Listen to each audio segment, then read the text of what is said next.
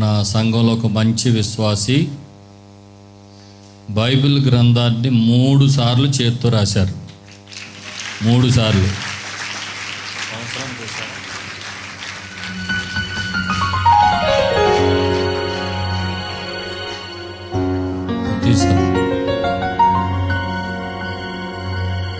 బాబాయ్ పట్టుకురా, చూస్తారా అమ్మ?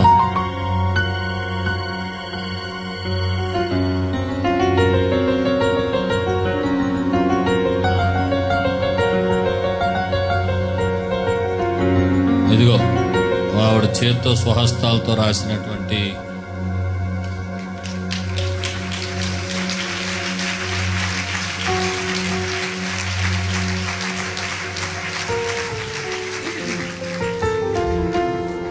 ఇలాంటి పుస్తకాలు 3 సార్లు రాసేసారు. ఇప్పుడు దేవునికి స్తోత్రం చెప్పండి, హల్లెలూయా.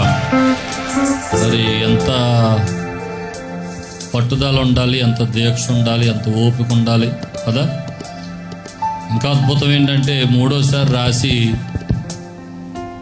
బిషప్ అయ్య గారి దగ్గరికి పట్టుకొచ్చి, అయ్యా నాన్నగారు నేను ఇలాగ రాశాను, 3వసారి ప్రార్థన చేయండి అని బిషప్ అయ్య గారికి ఇస్తే నేనెందుకు రాయకూడదు అనిపించిందంట బిషప్ అయ్య గారికి. వారు మొదలు పెట్టేశారు, రూతు గ్రంథం వరకు రాసేశారు ఇంచుమించు.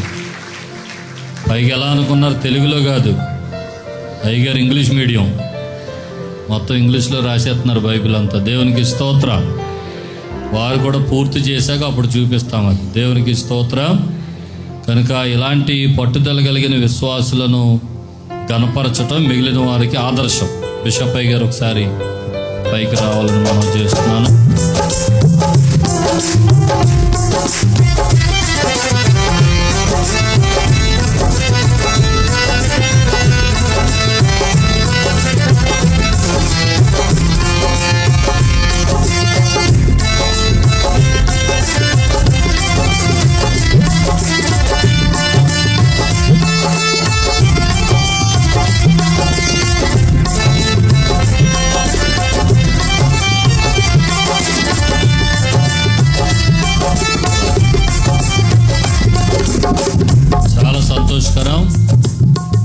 దేవుని నామానికి స్తోత్రం అండి.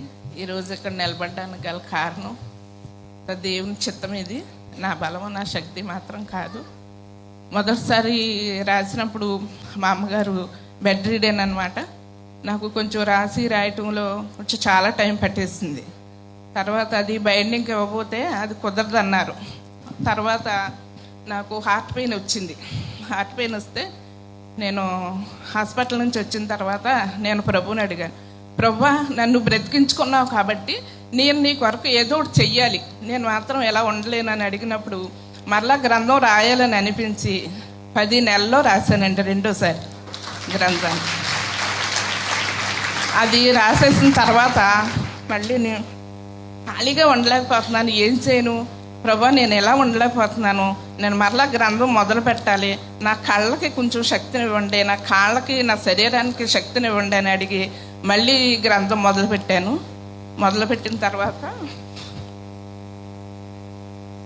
నేను భర్తను కోల్పోయాను.